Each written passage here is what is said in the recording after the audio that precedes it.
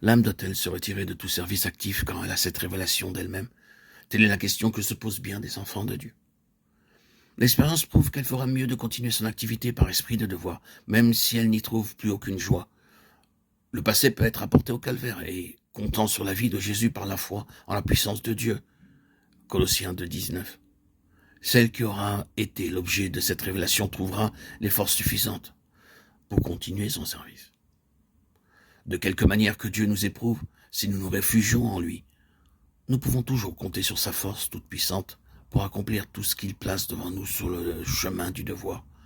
Reculer parce que nous n'y trouvons plus de plaisir, plaisir tout terrestre et charnel, ce serait concéder quelque chose à la chair et nous prendre en pitié.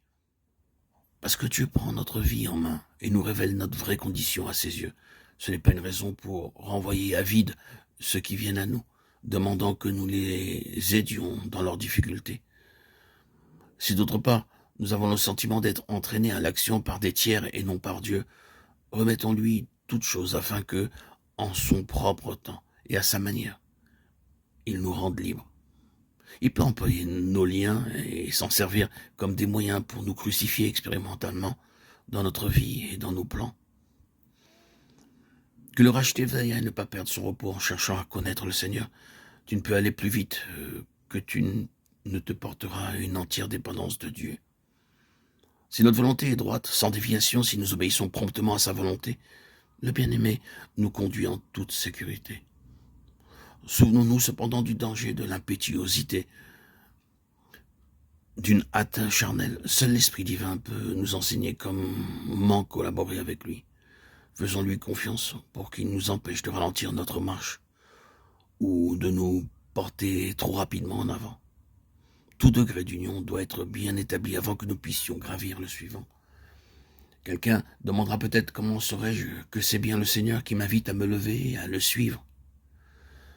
Par le profond désir que crée l'Esprit divin dans le cœur. Ardent désir de connaître Dieu davantage. Le désir qu'il crée est la préparation à une plus grande communication de lui-même. Ce désir débarrasse l'âme de toute autre chose de sorte qu'il peut la remplir. Nous qui avons cru, nous sommes entrés dans son repos, Hébreux 4.3. Dans le calme, reposant sur les bras éternels, que rien ne nous trouble, jusqu'à ce que la voix du bien-aimé dise « Lève-toi et viens ».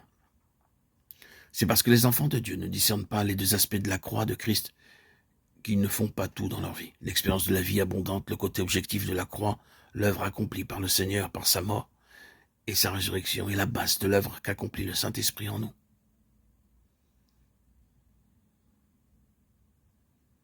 Objectivement, la mort du Christ n'est pas seulement la propitiation pour le péché, mais dans les desseins divins, c'est aussi la mort de tous ceux pour que le Seigneur fût crucifié.